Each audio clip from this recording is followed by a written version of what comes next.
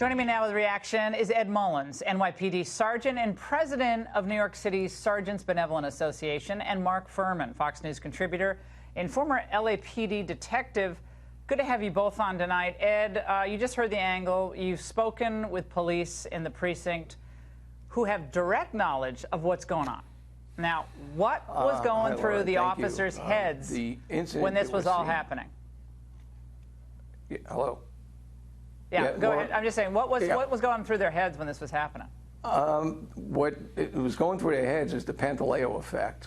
We've had, a police commissioner and an NYPD department several years ago send officers to enforce a minor crime, loose cigarettes.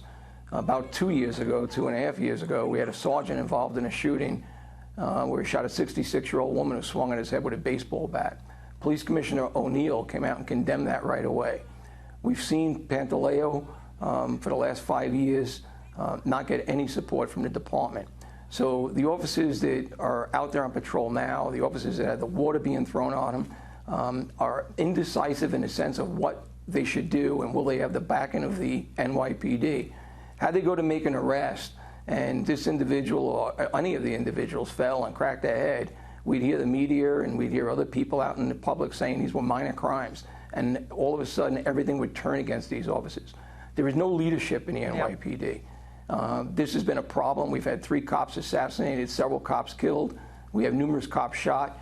There is absolutely no leadership in the NYPD and none coming from City Hall. And I'm asking Police Commissioner O'Neill, with empathy in my heart, that you have lost the confidence of the NYPD members and to please resign. If in the interest of public safety, in the interest of the safety of the officers, it's time for you to move on. And if you choose to not resign, I'm asking Mayor de Blasio to make one good decision in your mayoral term and to remove this police commissioner. He has to go.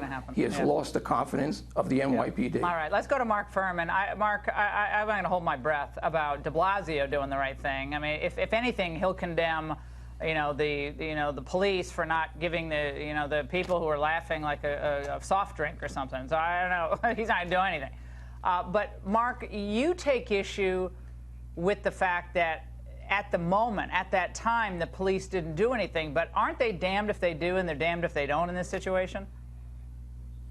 Well, if you actually feel that way, you need a new job. There's never been a time when politicians or chiefs or captains or even lieutenants are going to be at a scene and actually agree with what actually needs to be done. They usually hesitate. The perfect example is any demonstration.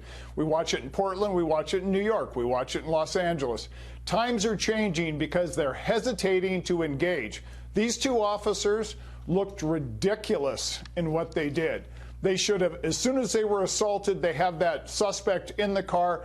They should have put out an assistance call. They should have turned and actually engaged the suspect. If they get into an altercation, that's fine. If they have to use their taser, that's fine. If they have to use force other than that, that's fine, because the next officer that goes in that neighborhood, maybe he'll get a bucket of paint, maybe a bucket of bleach, maybe even some acid. This is a job that is tough. And if you're not willing to engage, this wasn't a decision by somebody in an ivory tower. This wasn't a captain's decision or a police commissioner. This was the 2 officers on the street. They were in charge of this situation, and they did nothing. Yeah, it's got to be incredibly demoralizing for police officers. And I know, talking to a number of them over the last 24 hours, since we were the first to put this video on national TV, they are infuriated across a number of different issues.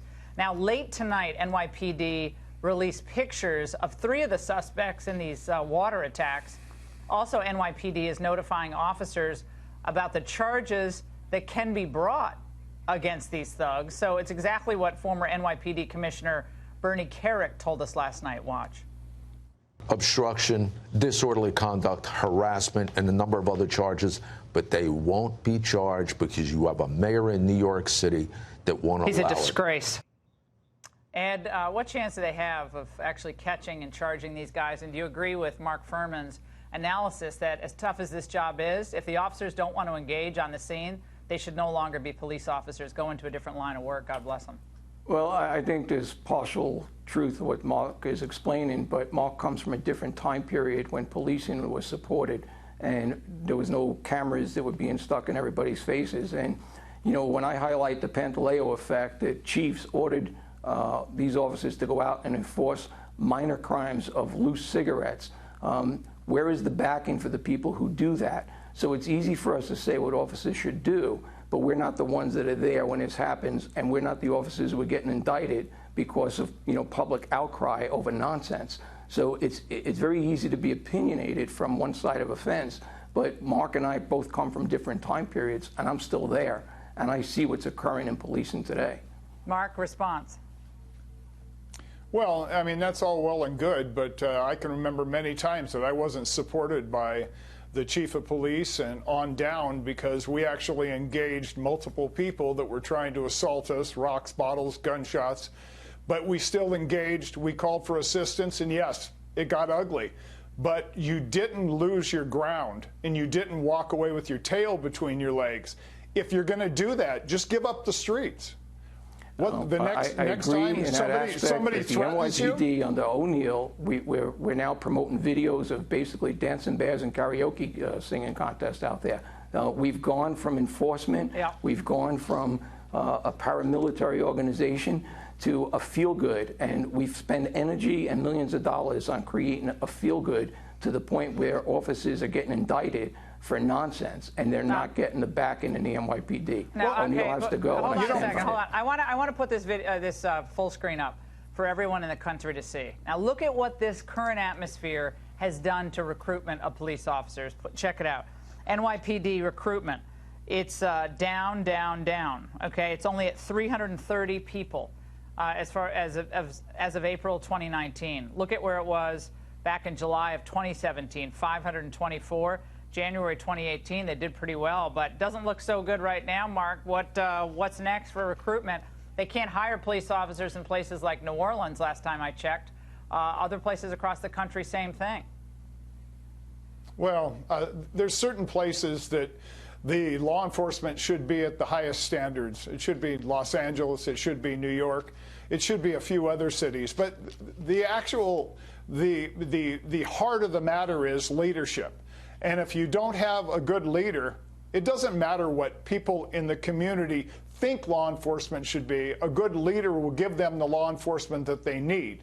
And if you're going to engage with bad actors on the street, you need to engage. If you don't, we're not going to worry about an officer getting indicted. Somebody's going to get killed.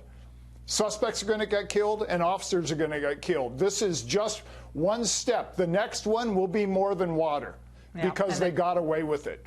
And the disrespect of the police and for each other, I mean, it is all ridiculous at this point. Gentlemen, fantastic conversation. No one else having this on television tonight. Thank you so much.